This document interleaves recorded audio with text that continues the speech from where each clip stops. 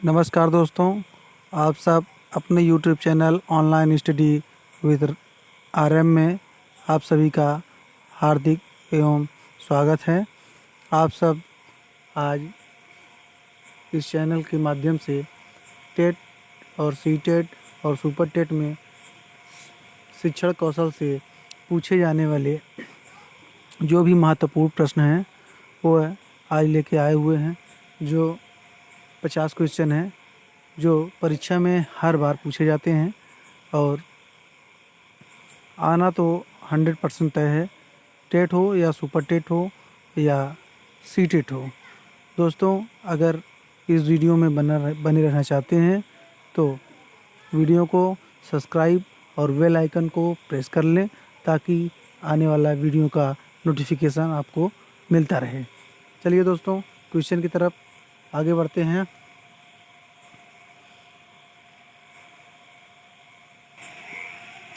दोस्तों, पहला क्वेश्चन है, समावेशी शिक्षा के लिए कौन कौन से बच्चों को शिक्षा हद में ले सकते हैं?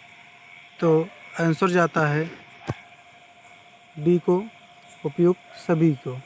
कार्यशील बच्चे, ये भी सड़क पर पाए जाने वाले बच्चे, प्रवासी बच्चे, ये सभी बच्चे समावेशी शिक्षा के लिए हद में लिए जा सकते हैं।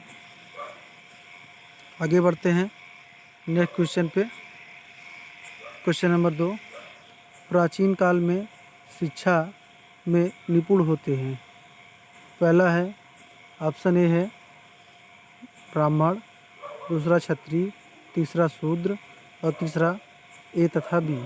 तो ब्राह्मण और क्षत्रिय जो होते थे प्राचीन काल में, ये शिक्षा में निपुण होते थे।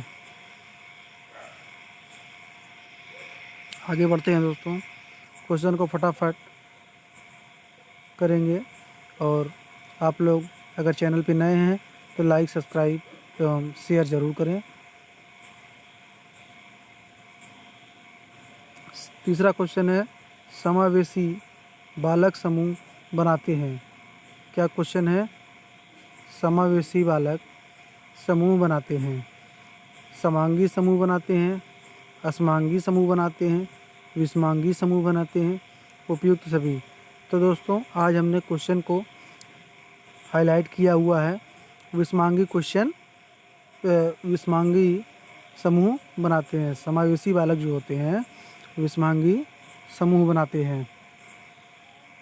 चौथे क्वेश्चन पर आते हैं दोस्तों, विकृत बालकों को बनाना चाहिए, आत्मनिर्भर बनाना चाहिए।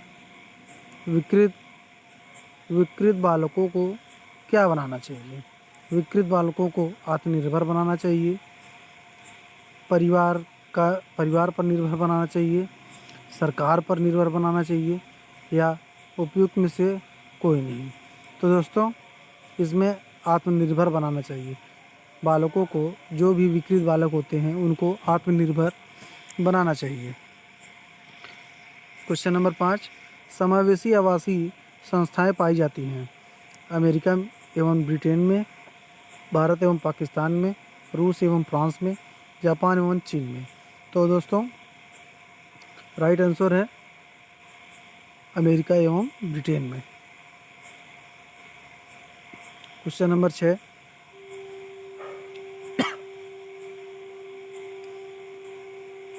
मानसिक रूप से पिछड़े बालक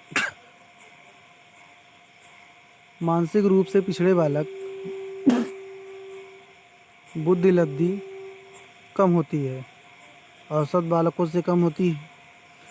ऑप्शन ए है औसत बालकों से कम होती है, ऑप्शन बी है प्रभावशाली बालकों से कम होती है,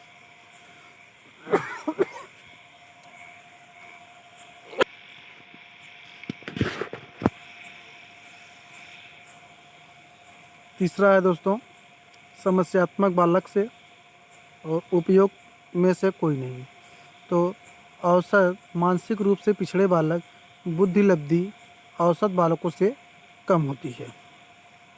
क्वेश्चन नंबर 7, दोस्तों, अगर आप यूपी टेट या सी टेट और सुपर टेट की तैयारी कर रहे हों तो इस चैनल को अवश्य सब्सक्राइब कर लें और बेल आइकन अवश्य प्रेस कर लें, ताकि आगे का वीडियो आपको आगे के वीडियो का नोटिफिकेशन आपको मिलता रहे। क्वेश्चन नंबर 7 पर आते हैं। मंदित बालकों शिक्षा हेतु ध्यान रखें। क्या ध्यान रखा जाए? मंदित बालकों को शिक्षा हेतु क्या ध्यान रखा जाए? पहला ऑप्शन है बी रुचि, और बी ऑप्शन है अभिप्रेरणा, और रुचि अभिप्रेरणा दोनों उपयुक्त में से कोई नहीं। तो दोस्तों रुचि अभिप्रेरणा ये दोनों ही मंदित बालकों शिक्षा हेतु ध्यान में रखा जाता है। क्वेश्चन नंबर 8 दोस्तों, पिछड़े बालकों के प्रकार। पिछड़े बालकों के प्रकार सामान्य पिछड़ापन, पहला है सामान्य पिछड़ापन, विशिष्ट पिछड़ापन, ए एवं बी दोनों उपयुक्त में से कोई नहीं। तो दोस्तों बात करते हैं पिछड़े बालकों के प्रकार। पिछड़े बालकों के प्रकार सामान्य पिछड़ापन भी होता है, विशिष्ट पिछड़ापन भी होता है, इसलिए राइट आंसर ए और बी को जाता है।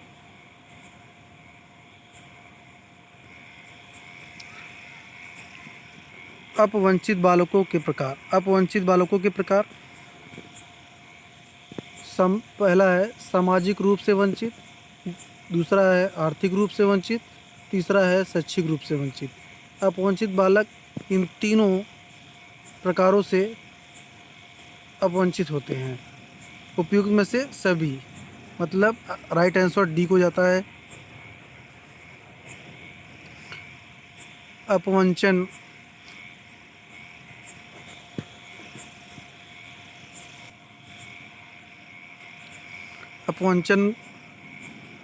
बाल्य जीवन की उद्दीपक दशाओं की न्यूनता है। कथन किसका है? ऑप्शन बी गार्डन का है।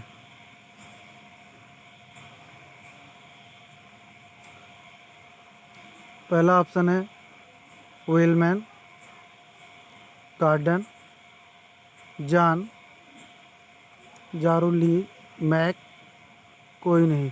तो option B Garden right answer है। क्वेश्चन नंबर 10, दृष्टिबाधितों के लिए कौन सी लिपि होती है? दृष्टिबाधितों के लिए कौन सी लिपि होती है? पहला ब्रेल लिपि, हिंदी, अंग्रेजी और संस्कृत।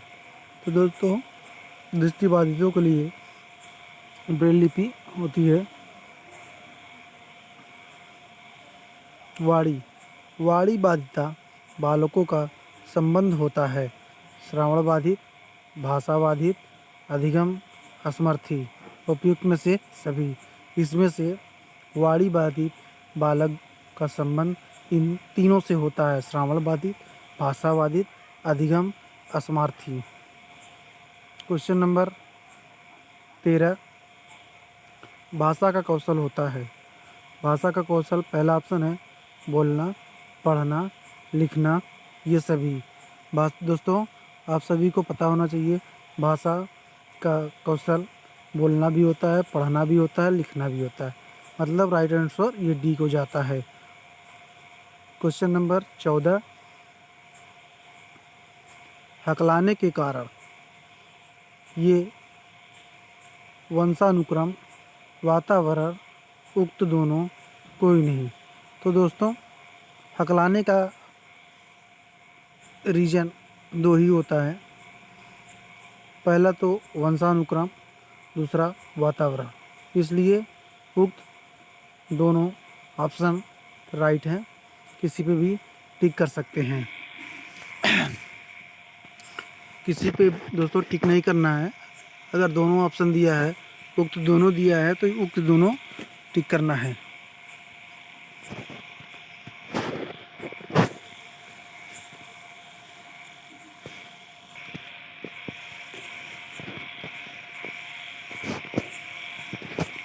दोस्तों 15वां क्वेश्चन पे आते हैं। श्रावण बाधितों के लिए एक वर्गीकरण का आधार होता है। पहला ऑप्शन है बुद्धि लब्धि, दूसरा ऑप्शन है डेसिबल अंक, तीसरा ऑप्शन है शैक्षिक उपलब्धि और चौथा ऑप्शन है उक्त सभी। तो डेसिबल ऑप्शन बी डेसिबल अंक राइट आंसर है।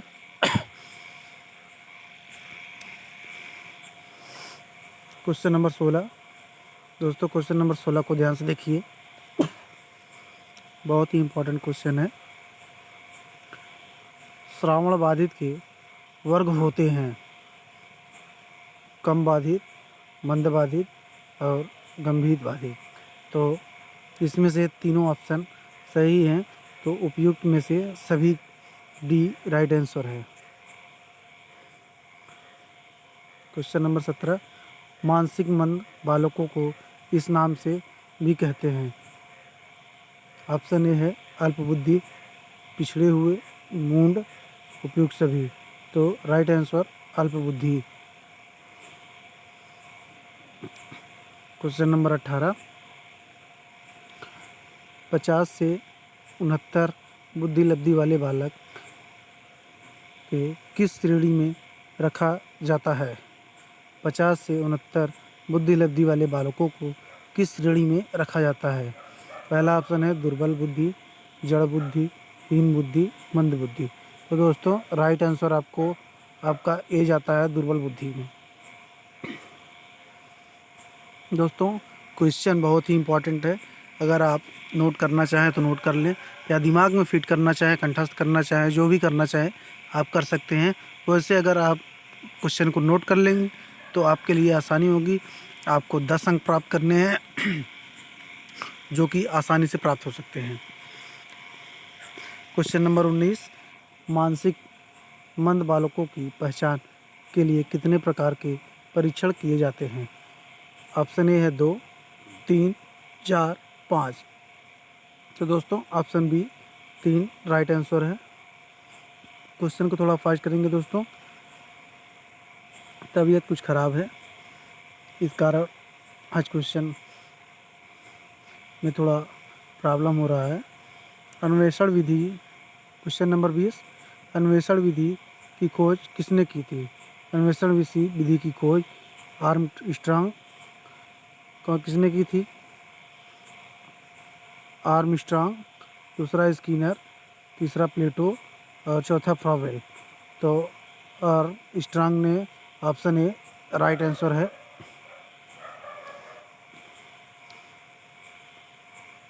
क्वेश्चन नंबर 21 परंपरागत पर आधारित है।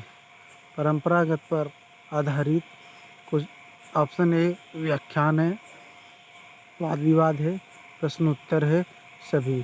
तो दोस्तों परंपरागत पर आधारित व्याख्यान है, ऑप्शन ए राइट आंसर है। समग्रता पर आधारित है। समग्रता पर क्या आधारित है। आगमन, पहला ऑप्शन है आगमन, दूसरा निगमन, तीसरा दोनों और चौथा ऑप्शन है कोई नहीं। तो दोस्तों आगमन निगमन, तो ऑप्शन बी राइट आंसर है निगमन।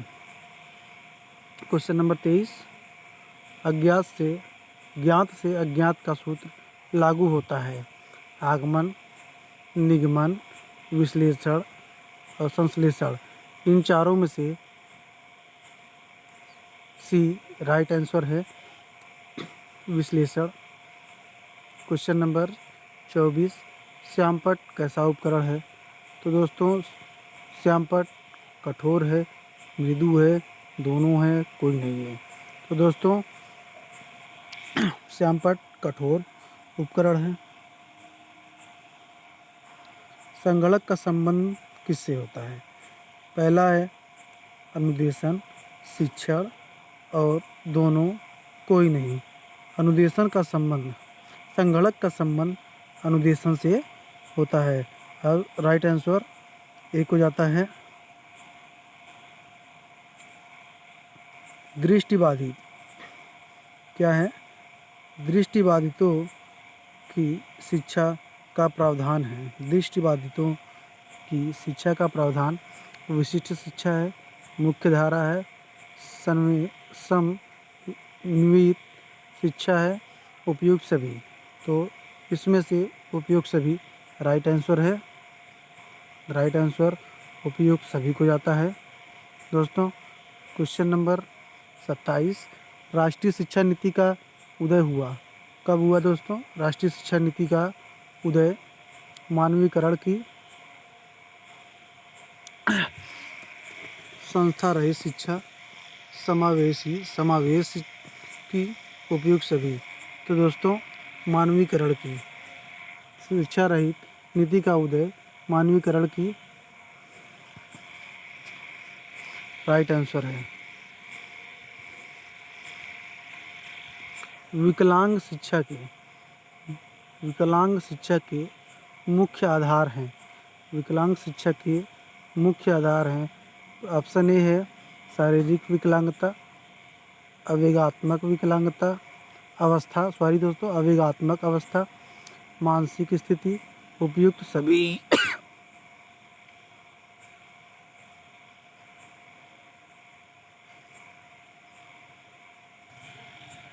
दोस्तों ऑप्शन डी राइट आंसर है। क्वेश्चन नंबर 29, अच्छी निर्देशन सेवा होती है। पहला है बाल केंद्रित, दूसरा है शिक्षक केंद्रित, चौथा है समाज केंद्रित, पांचवा है कोई नहीं। तो दोस्तों राइट आंसर बाल केंद्रित को जाता है। मूल्यांकन एक निरंतर चलने वाली प्रक्रिया है। क्वेश्चन नंबर 30 को बहुत ध्यान से देखिए, बहुत ही इंपॉर्टेंट क्वेश्चन है, हर बार परीक्षा में पूछा जाता है। मूल्यांकन एक निरंतर चलने वाली प्रक्रिया है, यह कथन है कठोरी आयोग का, यूजीसी, एनसीईआरटी, मुदालिया कमीशन का।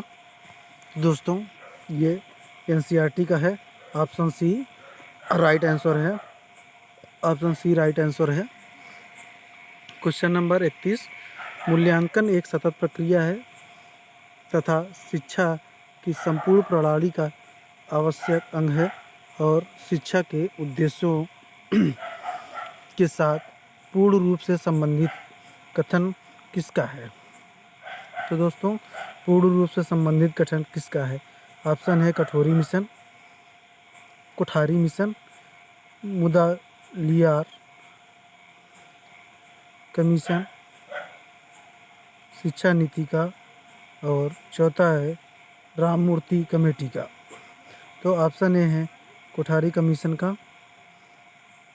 क्वेश्चन नंबर 32, कक्षा में मापन में प्रयोग की जाती है क्रमिक मापनी और नामित मापनी, अंतराल मापनी, अनुपात मापनी। तो दोस्तों ये नामित मापनी राइट आंसर है बी। भौतिक मापन है। भौतिक मापन क्या है दोस्तों? ऑप्शन ए निश्चित, स्थिर, अस्थिर, अनिश्चित। तो दोस्तों राइट आंसर बी को जाता है स्थिर।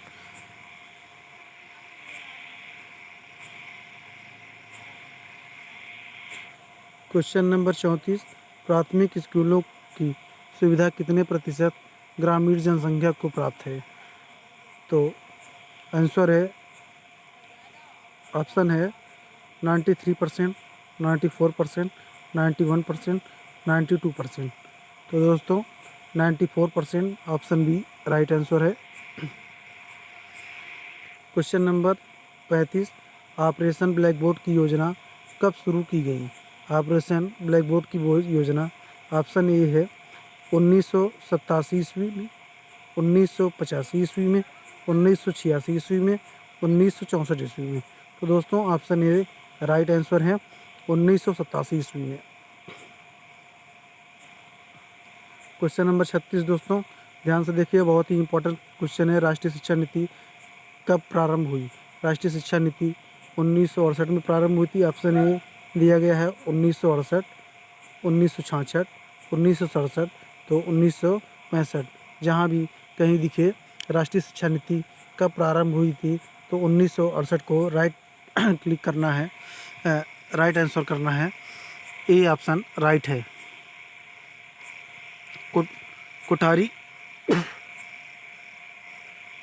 कोठारी आयोग का प्रारंभ कब किया गया? कोठारी आयोग का प्रारंभ 1963 से 66, 1964 से 66, 1962 से 66, 1961 से 66। तो दोस्तों राइट आंसर है 1964 से 1966, बी राइट आंसर है।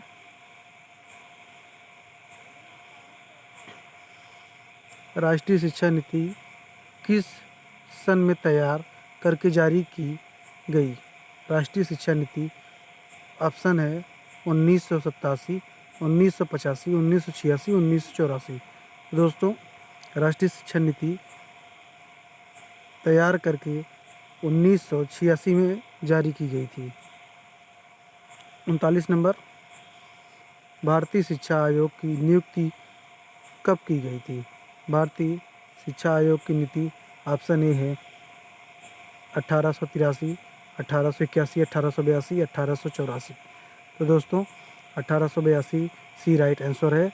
1882 में भारतीय शिक्षा आयोग की नियुक्ति की गई थी। क्वेश्चन नंबर 40,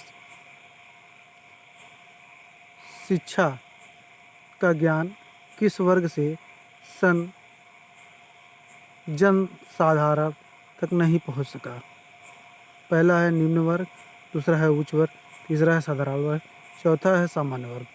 तो दोस्तों बी राइट आंसर है, उच्च वर्ग से।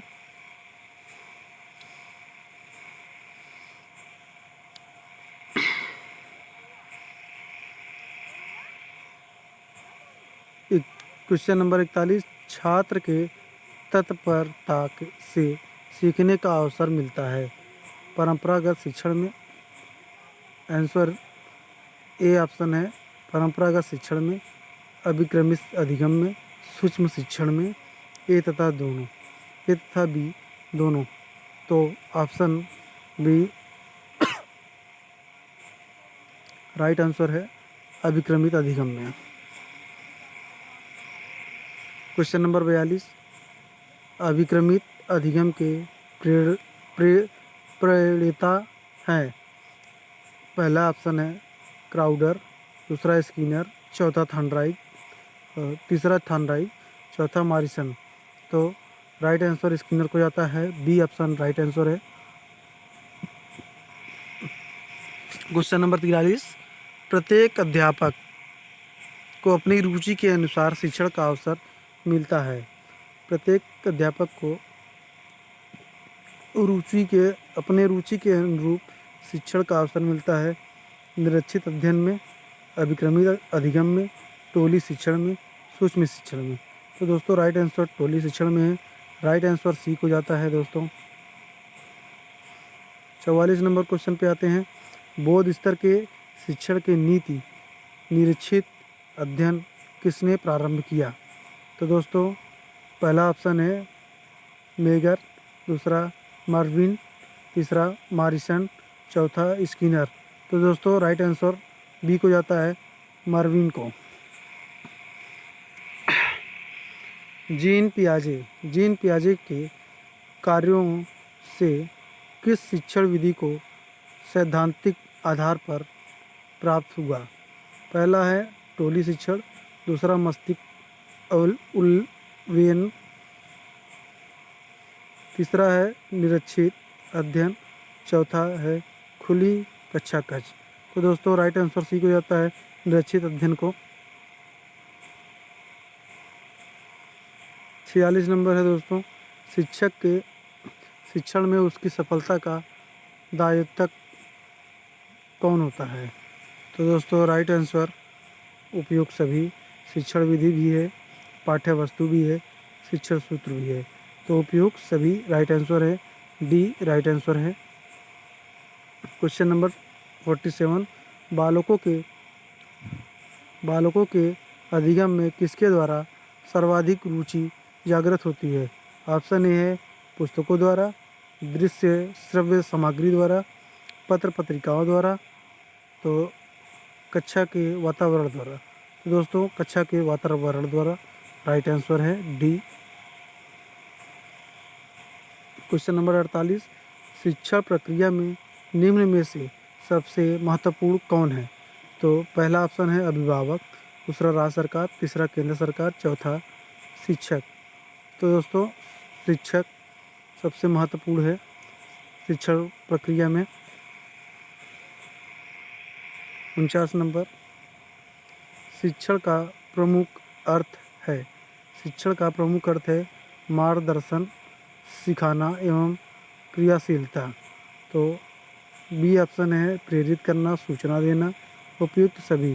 तो दोस्तों शिक्षण का प्रमुख अर्थ है उपयुक्त सभी, मतलब कि इसमें से जो भी ऑप्शन है सभी सही है। राइट आंसर डी को जाता है। क्वेश्चन नंबर 50, जो कि ये लास्ट क्वेश्चन है दोस्तों, आप लोग ध्यान से मेरी बातों को ध्यान दें। टेट हो या सी टेट हो या सुपर टेट हो, कोई भी तैयारी आपको करनी है तो इस चैनल को अवश्य सब्सक्राइब कर लें और बेल आइकन अवश्य प्रेस कर लें, ताकि आने वाले वीडियो का नोटिफिकेशन आपको प्राप्त होता रहे। चलिए क्वेश्चन लास्ट देख लेते हैं। क्वेश्चन नंबर 50, कक्षा शिक्षण तक अच्छा होता है। कक्षा शिक्षण तक तब अच्छा होता है जब कक्षा के सभी छात्र शांत बैठे हों।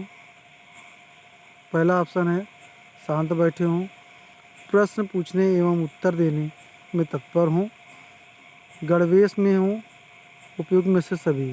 तो दोस्तों कक्षा शिक्षण तब अच्छा लगता है जब बालक प्रश्न पूछते हैं, शिक्षक प्रश्न पूछते हैं और बालक उत्तर देते हैं, या प्रश्न पूछकर शिक्षक बालकों को उत्तर बताते हैं, तो कक्षा तभी अच्छा लगता है। धन्यवाद दोस्तों, आप सभी को शुभ संध्या।